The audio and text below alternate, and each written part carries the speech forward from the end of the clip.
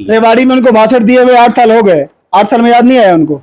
देखो यही हमारा दुख का कारण है कि हरियाणा का जो मोस्टली यादव है वो मोदी जी को इतना पसंद करता है, और सबसे ज्यादा जो हमारे क्षेत्र में जो शहीद होने वालों की गिनती है वो भी वहीं से है। तो कम से कम उनको ये दर्द समझना चाहिए। 2 सवाल मैं देख रहा हूं कि सोशल मीडिया पे बहुत ज्यादा उठते हैं। एक तो सबसे पहले ये कि जाति आधार पर कोई भी रेजिमेंट नहीं होनी चाहिए। आप डिमांड क्यों कर रहे हो? अगर देश में पहले कोई जाति आधार पर कोई भी रेजिमेंट है, वो देश के लिए, मैं ये नहीं कहता कि कोई जो जाति आधार पे वो देश के लिए मर मिट नहीं रहे, हम भी मर मिट रहे हैं, हम भी मांग रहे हैं। तो हम कोई ऐसा सवाल नहीं कर रहे जो पहले जाति आधार पर इस देश में रेजिमेंट नहीं है।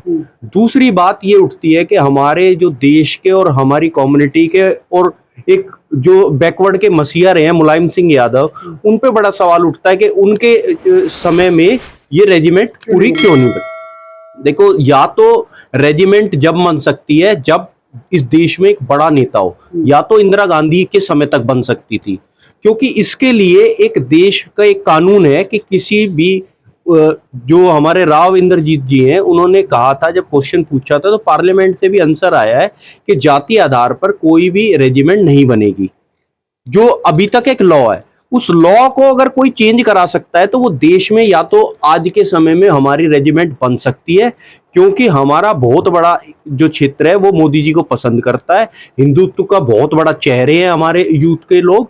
और आज मोदी जी इस स्थिति में हैं कि वो इस बड़े कानून को चेंज कर सकते हैं। और हुआ है 1977 में नागा रेजिमेंट बनी है, चेंज करके बनी है। तो अगर करना चाहते हैं, अगर इच्छा बल है उनके अंदर, तो बन सकती है। 1977 में उसको चेंज करके नागा रेजिमेंट बनाई गई थी। और नागा रेजिमेंट की आबादी कितनी है? जो 3 लाख 4 लाख आबादी है।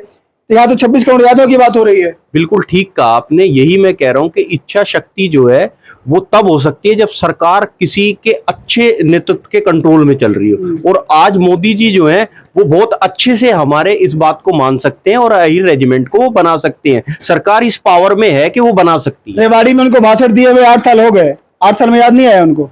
देखो, यही हमारा दुख का कारण है कि हरियाणा का जो मोस्टली यादव है वो मोदी जी को इतना पसंद करता है, और सबसे ज्यादा जो हमारे क्षेत्र में जो शहीद होने वालों की गिनती है वो भी वहीं से है। तो कम से कम उनको ये दर्द समझना चाहिए। चलिए, 24 का चुनाव आने वाला है। मैं कुछ कहना नहीं चाहूंगा, लेकिन आप लोग कहीं न कहीं बातों को समझ गए हैं कि जो हमारी बात करेगा वही देश पर राज करेगा। बहुत सारे लोग यहाँ पर, सबसे बातचीत हुई। 9 अक्टूबर को दिल्ली में आपको आना है। आप जहां भी आवाज जा रही है आप आइएगा वहां पर। अगर दिल्ली के आसपास है तो दिल्ली के आसपास बसों की सुविधा करवाई जा रही है आसपास के गाँव में। आपके गाँव के आसपास बसें पहुंचेंगी। हाँ भैया, कुछ कहना चाह रहे, जल्दी आ जाइए। मैं एक चीज और कहना चाहूंगा कि खास करके ये उड़ीसा के बहुत सारे यादव यहाँ दिल्ली में रहते हैं, उनका टाइटल अलग अलग है थोड़ा। अच्छा। तो मुझे कई सारे ऐसे यादव भाई मिले, तो मैं उनसे भी अनुरोध करूंगा और आग्रह करूंगा कि जरूर आए।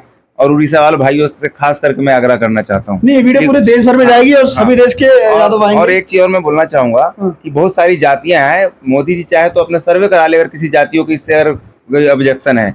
और अहिरों के इतने वीर गाथा है और इतने सारे लड़ाई लड़ी है, और बाकी जातियों का ऑब्जेक्शन हो तो बाकी जो रेजिमेंट कैंसिल करे और फिर यादवों का भी नहीं बनाए। जय यादव, जय माधव। जो राजनीति पार्टी में हमारे यादव समाज के जो भी नेता हैं, अपने अच्छे अच्छे पदों पर हैं, अच्छे अच्छे कार्य कर रहे हैं, वो सब अपने माध्यम से अपने अपने स्तर पे अहिर रेजिमेंट की मांग करें। बिल्कुल बिल्कुल।